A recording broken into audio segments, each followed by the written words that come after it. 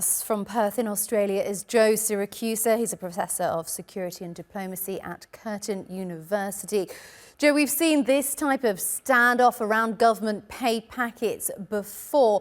What happened then, Joe? What kind of impacts has it had in the past? And are we likely to see those again, after all, just days before Christmas? Yes, it'll have an enormous impact, Charlotte.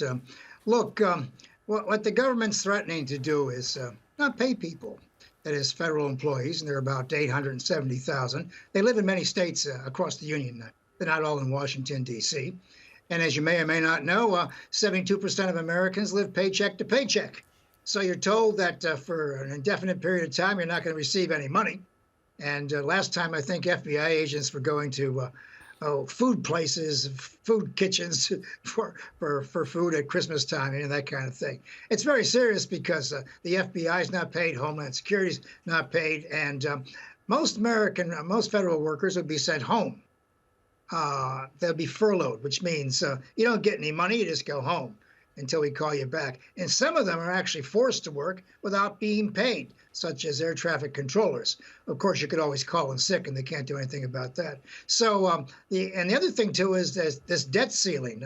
Most of your viewers may or may not know that the debt ceiling is how much the United States may borrow. Go into red from time to time, and I think it's about $35 trillion in the red right now. American revenues and taxes don't pay for what the government wants, and President-elect Trump wants to take this off the table for 2 years. He wants a suspension for 2 years of the debt limit. That is, he doesn't want to talk about it. He doesn't want to give the Democrats any leverage here. And of course, the interesting thing about this vote is, because it's an unusual vote, it's out of the usual order, it requires 2/3 majority. The Republicans didn't even get a simple majority. 48 of them, I think, voted with the Democrats, making it way out of kilter. So, and of course, now we got our fault lines. We got President Trump, elect, is arguing with his leader of the House, Mike Johnson, who couldn't get his version passed.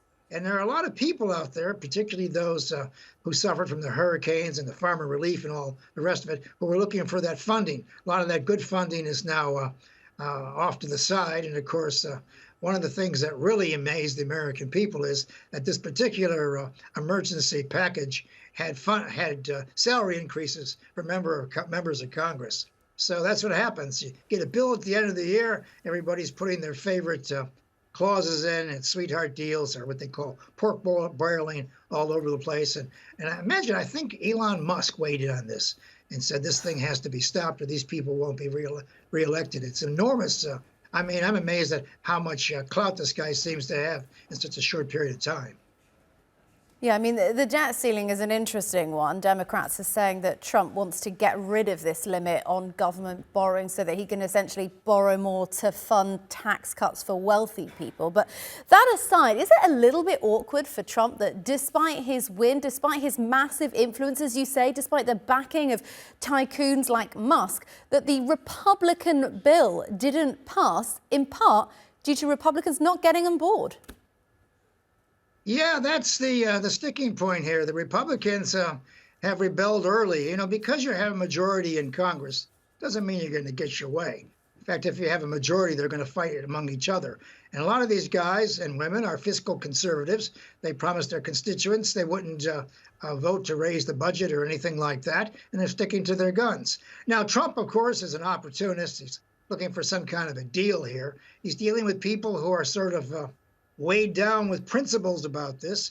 He doesn't know what to do. So he's had his first fight with his House Speaker. He now has 48 Republicans who he's going to go gunning for during their primaries in 2 years. So, he's got all kinds of political problems. But you're right, he looks weak. And let's face it, if you can't pay your bills and if you can't borrow money and you're a government, you look pretty weak. You look like a third-rate country, a banana republic, and it's not a good look. This idea of borrowing yourself to death, it only came across in the last 40, 50 years, and after a major world war. This idea that you got to borrow all the time. If you and I borrow all the time, we're going to go bankrupt. Now, the great advantage the United States has is it can print money to pay the interest on the national debt and all the rest of it. But sooner or later, it comes to bite you because people fall out over this. I mean, how much How much debt can a government bear? How much debt will people want to pay?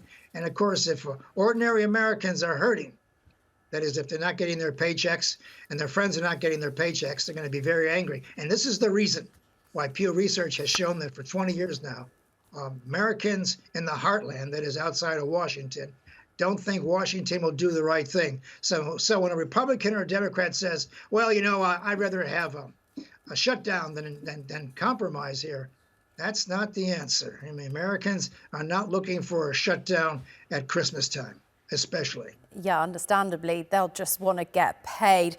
All right, well, an exciting time to watch what happens in the US Congress over the next days and even hours. Joe Siracusa from Perth in Australia, thank you. Thank you.